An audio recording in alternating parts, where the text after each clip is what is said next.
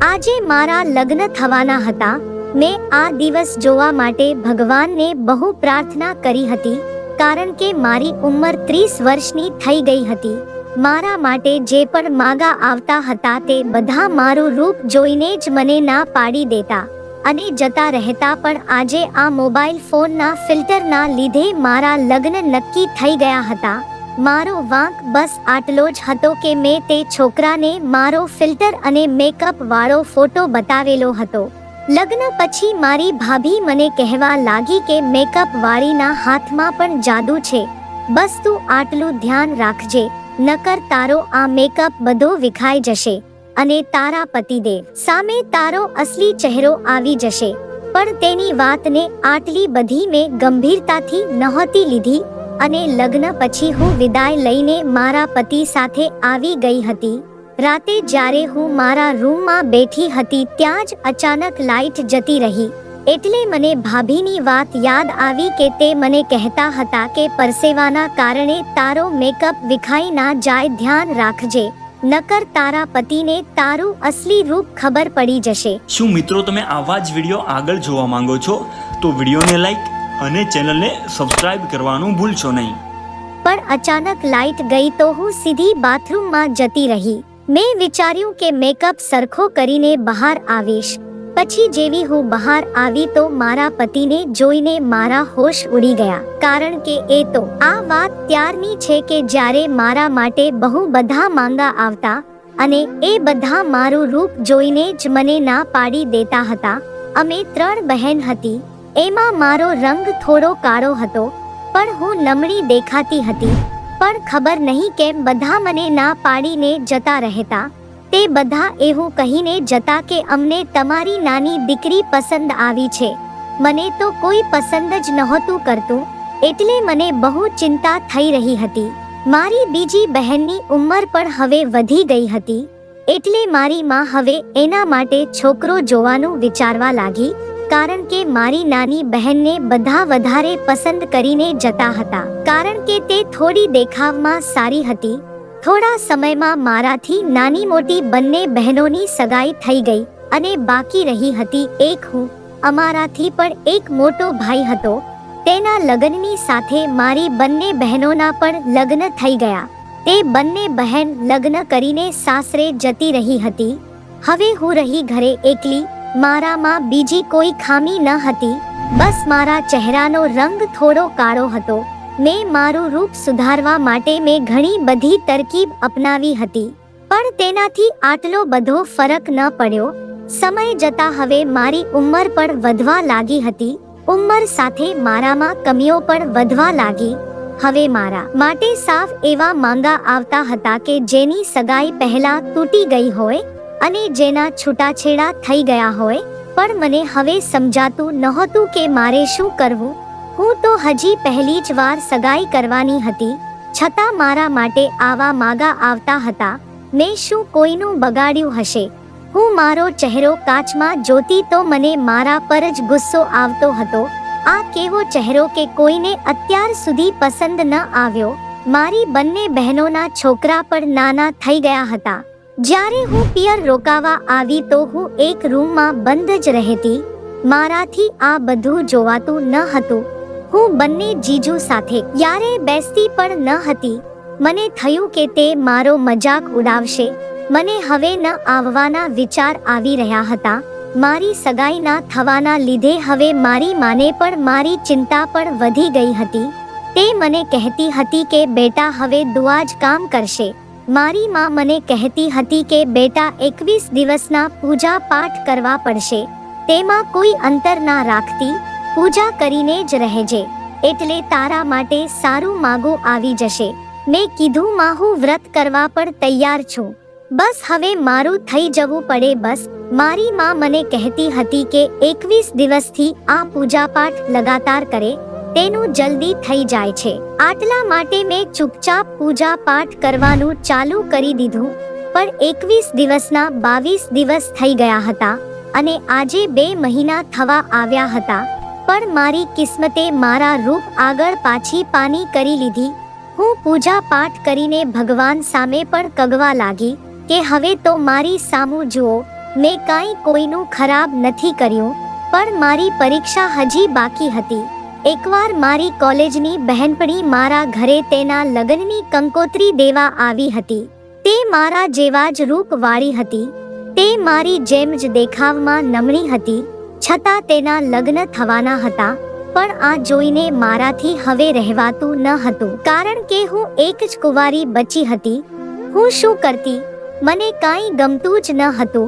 પણ મારા માટે નવાઈની વાત તો એ હતી કે જ્યારે મારી બહેનપણીએ તેના પતિનો ફોટો મને બતાવ્યો તો એ જોઈને મારા હોશ ઉડી ગયા, કારણ કે તે દેખાવમાં બહુ સુંદર હતો. મેં વિચાર્યું કે આટલો સુંદર છોકરો આમાં વળી શું ભાળી ગયો હશે. પણ તે મને કહેવા લાગી કે આ છે પ્રકાશ, મારા ભવિષ્યનો પતિ. મારે આની સાથે ફેસબુકમાં દોસ્તી થઈ હતી.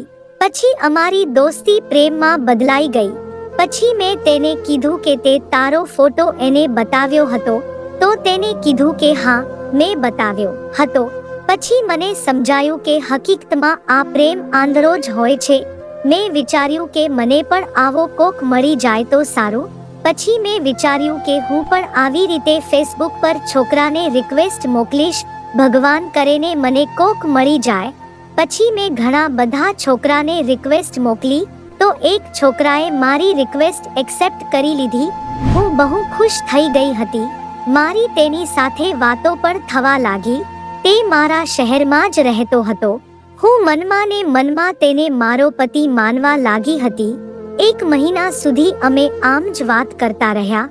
તે છોકરાનું નામ મનીષ હતું. તેણે મારો ફોટો જોવા માંગ્યો તો મેં તેની સીધી ના પાડી દીધી. મેં કીધું કે હું બહુ સીધી સાદી છોકરી છું. હું આમ તને ફોટો આપીશ તો તે આખા ગામમાં ફેલાવી દીધો તો હું શું કરીશ? પણ તેણે કીધું કે હું તને પસંદ કરવા લાગ્યો છું. પછી મને મારી બહેનપણીની વાત યાદ આવી કે ફોટામાં ફિલ્ટર મારીને તેને સેન્ડ કરી દઉં. મેં તેને મારો ફોટો આપ્યો તો તે મારા બહુ વખાણ કરવા લાગ્યો. મને થયું મને પહેલીવાર કોઈકે આવું કીધું હશે. હું અંદરથી બહુ ખુશ હતી. પછી તે મને પોતાના ભણતર વિશે કહેવા લાગ્યો.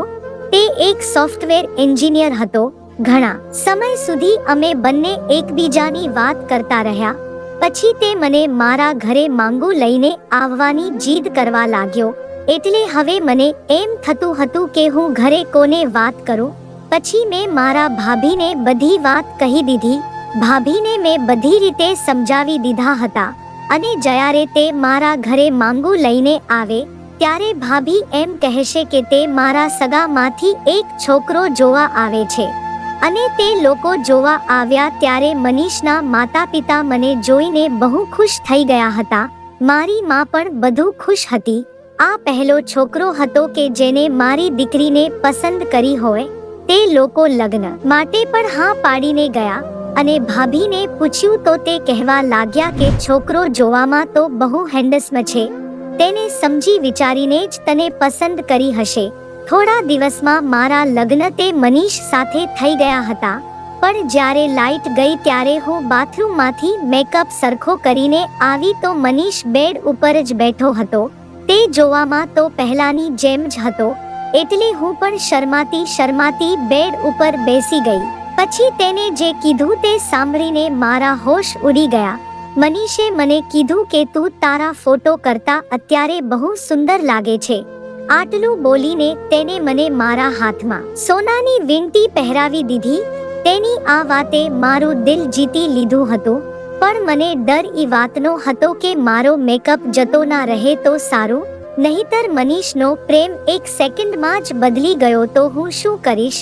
પણ તે મને કહેવા લાગ્યા કે આટલી ગરમી છે તો તું ફ્રેશ થઈને આવી જા. મને બહુ ડર લાગતો હતો કે મેકઅપ પછી મારું રૂપ મનીષ જોશે તો તે શું વિચારશે. પણ હું નાઈ ધોઈને આવી તો તેને કાંઈ ફેર ના પડ્યો. તે કહેવા લાગ્યા કે મને તો તું પહેલેથી જ ગમે છે. મને ખબર હતી કે તે ફિલ્ટર વાળો ફોટો મને આપ્યો છે, પણ અત્યારે તું એના કરતા પણ વધારે સારી લાગે છે. પણ પછી મેં જે વસ્તુ જોઈ કે તેને મને સાવ નીચોવી નાખી હતી. કોઈકે દરવાજો ખખડાવ્યો તો મનીષ દરવાજો ખોલવા માટે જતા હતા. પણ તે જે રીતે ઊભા થવા ગયા તો મેં જોયું કે તે એક હોકર દ્વારા ઊભા થઈ રહ્યા હતા. આ જોઈને મારા હોશ ઉડી ગયા. મનીષ તો એક અપંગ માણસ હતા. આ જોઈને મને રડાઈ ગયું. હે ભગવાન, મારી સાથે આ શું થઈ ગયું? મને વિચાર આવતા હતા કે આના કરતા તો મેં લગ્ન ના કર્યા હોત તો સારું હોત. પણ હું થોડી વાર ચૂપ રહી. દરવાજો એને ખોલ્યો તો રૂમની બહાર મારી નણંદ દૂધનો ગ્લાસ લઈને ઊભી હતી. તે ટેબલ ઉપર મૂકીને જતી રહી. મારી ઉપર હવે આભ તૂટી પડ્યું હતું. હવે મને સમજાયું કે મારી માં શા માટે આટલું બધું રડતી હતી. પણ તે મને કંઈ બોલી ન શકી. મારા ભાભીને તો શું હોય, એને તો બસ ઘરમાં એકલીને જ રાજ કરવું હતું, એટલે મને અહીંયા પરોવી દીધી. આ બધું વિચારતી વિચારતી હું રડી રહી હતી. ત્યાં મનીષ મારી સામે આવીને બેસી ગયા. મેં કીધું પહેલા કેમ મને ના કીધું? તો તે મને કહેવા લાગ્યા કે તું શા માટે રડે છે? મેં તારા મમ્મીને અને તારા ભાભીને મેં તો બધું કહી દીધું હતું. તને એ લોકોએ કાંઈ ના કીધું? પછી તેણે મને કીધું કે આપણે ફોટો જોઈને જ એકબીજાને પસંદ કર્યા હતા. હવે હું એને કેમ સમજાવું કે મેં હાજર છોકરા જોયા પછી મનીષને પસંદ કર્યો હતો. મારા લગ્નને આજે હવે 15 થી 20 દિવસ થઈ ગયા હતા. હું મનીષ સાથે સરખી રીતે વાત પણ નહોતી કરતી. પણ મારી સાસુને મારો સ્વભાવ બહુ ગમતો હતો. મારી નણંદ પર મારી રસોઈના બહુ વખાણ કરતી હતી. પણ જ્યારે તે તેના પતિ સાથે કંઈક બહાર જાતી તો તેને જોઈને મને બહુ બળતું હતું. કારણ કે મારો પતિ તો મને ગાડીમાં લઈ જવાને લાયક જ ન હતો. હું તેને ક્યારેય તેનો હાથ પકડીને બેડ ઉપર કે સોફા ઉપર બેસાડતી ન હતી. છતાં તેણે મને કાંઈ નહોતું કીધું. પણ મારે તો હવે આખી જિંદગી અહીંયા જ વિતાવવાની હતી. મારી નણંદ અને મારા સાસુ તો મારા બહુ વખાણ કરતા હતા. એકવાર તો મેં તેને મોઢે કહી દીધું હતું કે તમારા લીધે હું કંઈ બહાર નથી જઈ શકતી. તમે અપંગ ના હોત તો સારું હોત. પણ તેમ છતાં તેને મને કાંઈ ના કીધું. પછી એક વખત તેણે મને કીધું કે મારે કામથી બહાર જવાનું છે. તો મને થયું કે તે કઈ રીતે બહાર જઈ શકશે. પણ તે તો આરામથી હોકરથી ચાલીને પોતાની કારમાં બેસી ગયા અને એક પગેથી સારી રીતે કાર ચલાવતા હતા. પણ અમે બહાર ગયા તો રોડ ઉપર એક સિગ્નલ ઉપર કાર અમે રોકી તો બાજુની કારમાંથી 2-3 છોકરી મારા પતિને જોઈને કહેવા લાગી કે છોકરો કેટલો સારો દેખાય છે. તે આ કાળી છોકરીમાં શું ભારી ગયો હશે. હવે તેની આ વાત મેં અને મારા પતિએ બંને સાંભળી લીધી હતી. મનીષે મને કીધું કે તું એને કાંઈ ના કહેતી, ગામ તો ગમે તેવું બોલશે. પછી વચ્ચે મારું પિયર આવ્યું તો હું ઉતરી ગઈ. મનીષને તો કામથી બહાર જવાનું હતું. પણ તે જતા જતા તેને મને કીધું કે તું મારી સાથે જો ખુશ ના હોય તો તું તારો ફેસલો જાતે લઈ શકે છે. મેં કીધું કે પાછું જવું હોત તો લગ્નના પહેલા જ દિવસે હું જતી રહી હોત કે જ્યારે મને ખબર પડી કે તમે અપંગ છો. પછી મેં જોરથી દરવાજો બંધ કર્યો અને હું મારા પિયર તરફ જવા લાગી. 2 દિવસ પછી મારી બહેનપણી મને મારા ઘરે મળવા આવી હતી. તેના ચહેરાનો રંગ સાવ ઉતરી ગયો હતો. તે મને કહેવા લાગી કે મારો પતિ મને મારા રૂપ વિશે બહુ સંભળાવ્યા કરે છે અને મને કહે છે કે તું તો કાળી છો. તે મારી સાથે દગો કરીને લગ્ન કર્યા છે. તે મને છૂટાછેડા દેવાની ધમકી મારે છે. પણ મેં તેને કંઈ ના કીધું અને તે જતી રહી. 2 દિવસ પછી હું પાછી મારા સાસરિયામાં આવતી રહી તો મારી સાસુ અને નણંદ મારી જ વાતો કરતા હતા. તે મનીષને કહેતા હતા કે મનીષ તું આ કાળીમાં શું ભાળી ગયો? બીજી ઘણી સુંદર છોકરીઓ હતી અને તારી પાસે શું કમી છે? તારી પાસે પૈસા, ઘર, ગાડી બધું તો છે. આના કરતા 7 વાર સારી તને મળી જાત. પરંતુ આ કાળીમાં શું ભાળી ગયો? મારી સાસુને મોઢેથી આવું સાંભળીને મને બહુ દુઃખ થયું હતું. બાકી હમણાં સુધી તો તે મારા બહુ વખાણ કરતા હતા. પણ મનીષે કીધું કે ખબરદાર મારી પત્ની વિશે આવું કાંઈ બોલ્યા છો તો તે ભલે ગમે તેવી છે પણ હું તેની સાથે ખુશ છું તો તમને શું વાંધો છે? મારો પતિ મનીષ હજી મારો જ પક્ષ લેતો હતો. તે તે મને થોડું સારું લાગ્યું હતું. હવે આ ઘરમાં એક મનીષ જ મારો સહારો હતો. બાકી મારી સાસુ પણ મારા વખાણ આટલા માટે કરતી કારણ કે હું આખા ઘરનું કામ કરતી હતી. એટલે પછી હું મારા રૂમમાં આવતી રહી. મનીષ મને જોઈને ચોંકી ગયા. તેને મને કીધું કે તું ક્યારે આવી? મેં કીધું હજી હમણાં જ આવી છું. પછી મેં તેનો હાથ પકડીને તેને આરામથી સોફા ઉપર બેસાડ્યા. તે મારી સામું એવી રીતે જોવા લાગ્યા કે મને રડાઈ ગયું. હું તેની સામે મારા આવા વ્યવહારની માફી માંગવા લાગી. પછી મને મારી ભૂલનો અહેસાસ થયો કે મનીષ ભલે અપંગ હતા પણ તે મને દિલથી પ્રેમ કરતા હતા. હું ભલે કાળી હતી છતાં એને મને પોતાની જીવન સંગીની તરીકે પસંદ કરી છે. તો મારી પણ હવે ફરજ બને છે કે મારે તેને અપંગ તરીકે સ્વીકારવા જોઈએ. મિત્રો, આ વિડીયોના માધ્યમથી હું તમને બસ એટલું જ કહેવા માંગીશ કે રૂપ જોઈને પ્રેમ નથી થતો. પ્રેમ તો બસ એકબીજા પ્રત્યેની લાગણી જોઈને થાય છે, જે તમે આ વિડીયોમાં જોયું. મિત્રો, આ વિડીયો વિશે તમારું શું કહેવું છે? કમેન્ટમાં જરૂરથી જણાવજો. અને જો વિડીયો ગમ્યો હોય તો વિડીયોને લાઈક અને ચેનલને સબસ્ક્રાઇબ કરવાનું ભૂલશો નહીં. ધન્યવાદ.